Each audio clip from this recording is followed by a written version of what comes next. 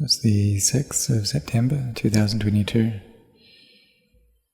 And so may all of us set our hearts on cultivating samadhi, this collectedness of mind, in order to make samadhi firm. And with this firm samadhi, this can develop into wisdom. But if our samadhi isn't firm, then we may think about the past. But the perfectly self-awakened Buddha, he had us stay here in this present moment, seeing, knowing the Dhamma in the present moment. So all of the Buddhas who have awakened in the past, the Buddhas of this present era, and the Buddhas in the future, they all taught and will teach the Four Noble Truths, that of suffering or dukkha, the cause of dukkha, cessation, and the path leading to that cessation. They will teach about abandoning demerit or evil, developing skillfulness, and making the mind bright and pure. All of them teach this.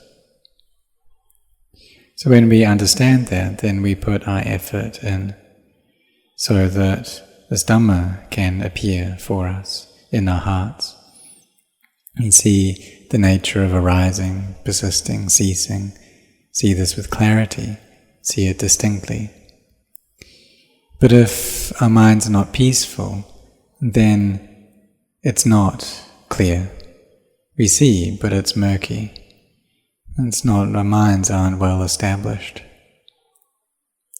So when we understand this, then we just carry on training.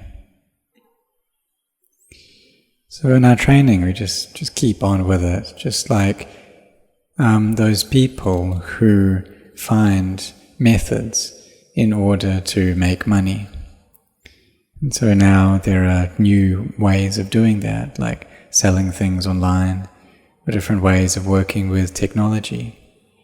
And when they know those means to make money, then they can find more and more money.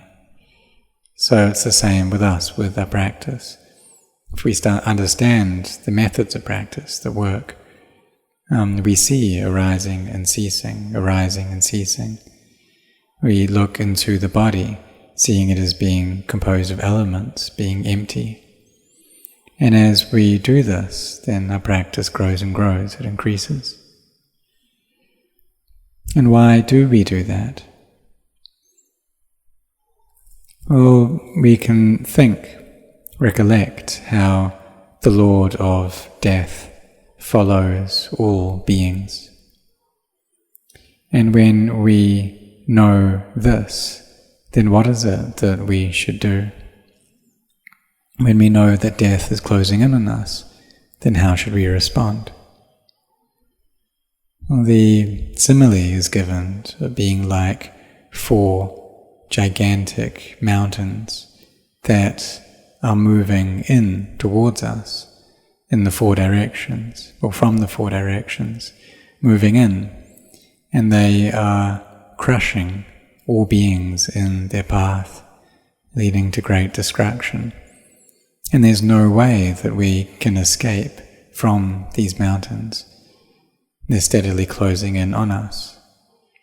In the present day, we may think about a nuclear war and how in just a moment we could die. Or if we knew beforehand that this would happen, or if we knew beforehand that we would get ill, we wouldn't be able to speak anymore, or the various issues would arise with our health. If we knew that, then what would we do? So we contemplate, we think about these things, and then we put our effort into the training in order to be heedful, in order to bring up the sense of effort. So we respond to this by creating merit, and we steadily accumulate that merit that grows and grows. whether the monks, whether the lay people, and just like we are now, been chanting, we're meditating now.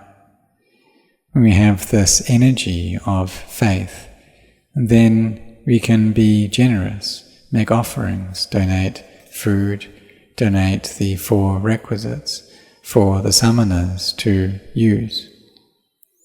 Like in the rainy season, you can build dwellings for the monastics to stay in, to ward off the heat, ward off the cold, ward off various animals, and to keep the rain out.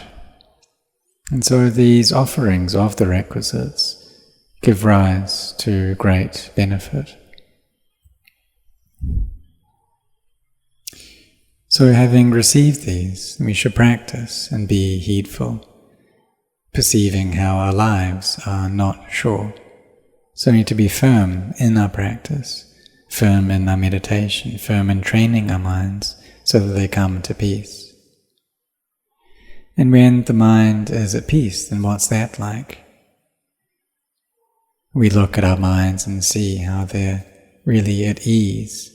They're very open and spacious.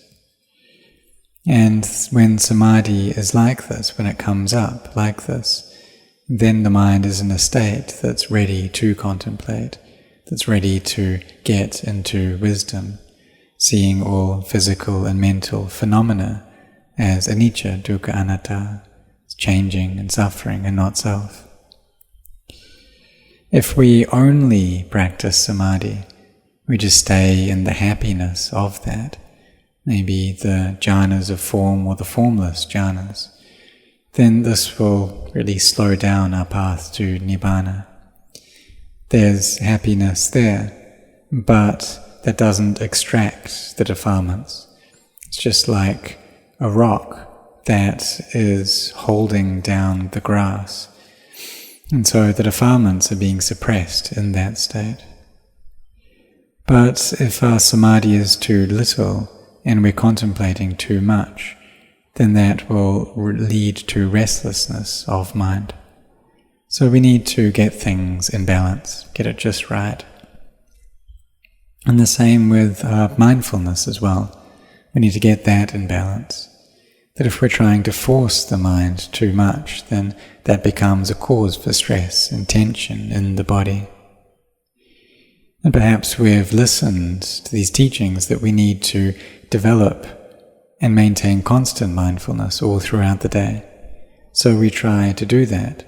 We try to focus our mind on the body, on the feelings, on the mind and the Dhamma. But the energy that we have is not enough. So the emotions and the sense impressions are pulling the mind, and then we try to struggle against them, try to oppose them. And so there's this pulling, this tugging back and forth, and then stress comes up. So we should know how to get things in balance, get it just right. But also the practice needs to be like this a bit. If we're going to develop this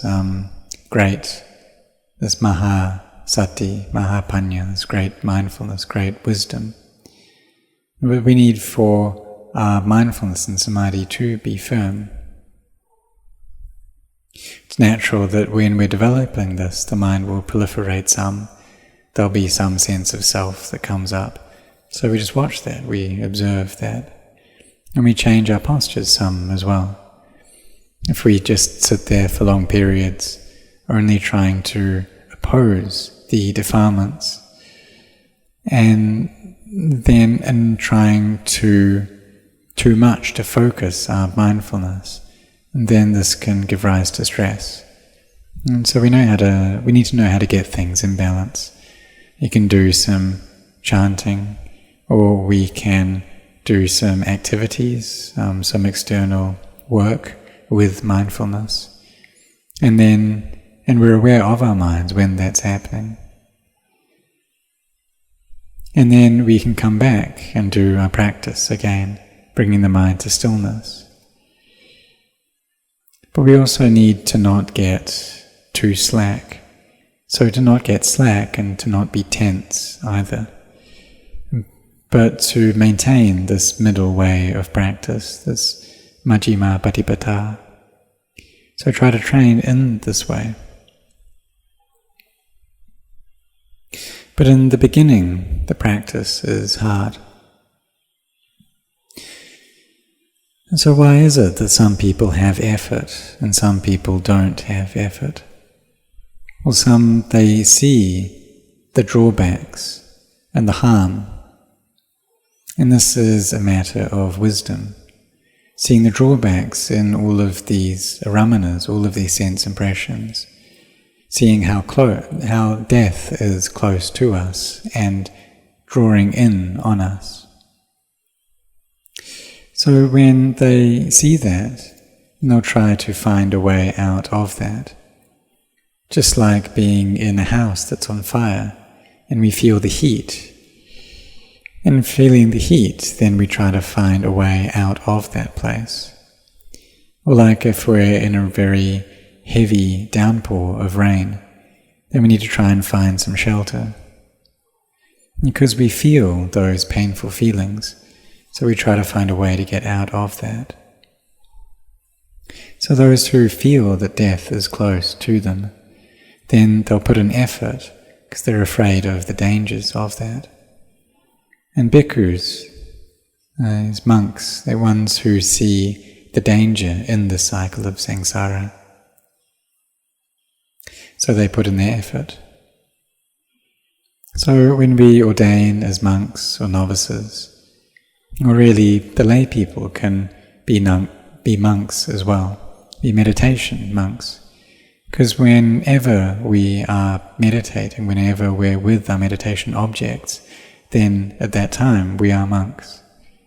So we train our minds, bringing them to peace. And if our minds aren't peaceful, then they'll always be following their moods and these sense impressions. And it's like this every day, every life that we're born into. So we need to make sure that at the very least this lifetime, that we see the Dhamma. Because the Dhamma, it's revealed already. Anicca, dukkha, anatta is already open. So why is it that we don't see that? This is something that's really worth thinking about. Nature, it's just like this, it's open, revealed already. So why don't our hearts see?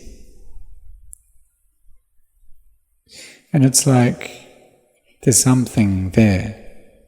What is it that's there? But there's something that's obscuring our eyes, obscuring our visions, so we don't see the truth. Just like these bodies, we're with our bodies every single day, but we still see them as being an actual body. We're still seeing it as being a self, as me and mine. We still see them as being beautiful. And why is that? The Buddha's already taught us that they're not beautiful, but our minds, they're off like this, so they see them as being beautiful.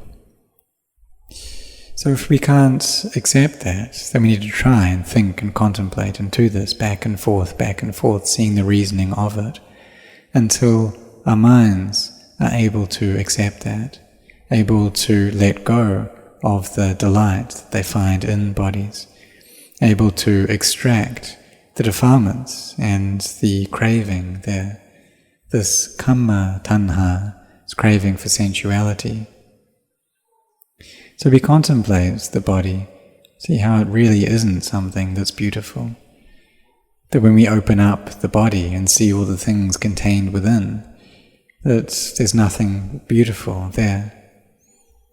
But it's due to having a skeleton, and then muscles, and then skin that covers that we don't see the unattractive nature. But when we open up the bodies, we see that really they are unattractive. So when the body kind of gets closed up again, we see it as being beautiful once more. So it's really fast like this. Our ignorance is very quick. So this insight, it needs to come from within. If we just view these things with our physical eyes, then we don't see. The mind isn't at peace. So we need to see this with our hearts, see the body being unattractive with our hearts. So we try and do that this life. We put up a fight against the laziness that's there. Because this laziness is a defilement, and laziness is that which makes us drown in our defilements and go between birth and death, birth and death. So the Buddha, he showed us this path already.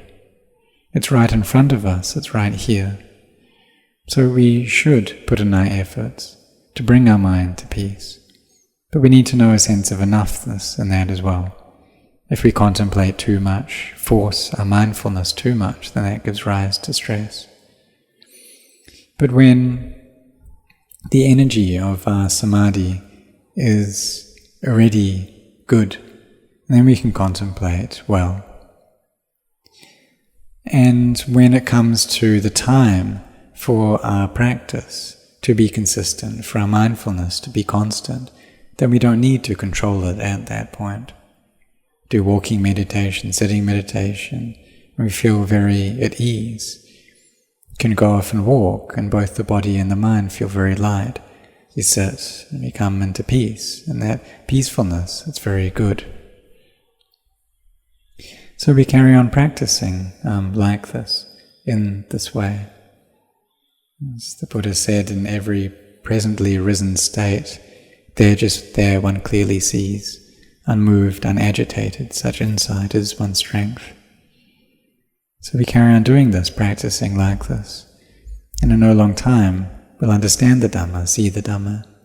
So may all of you set your hearts on this.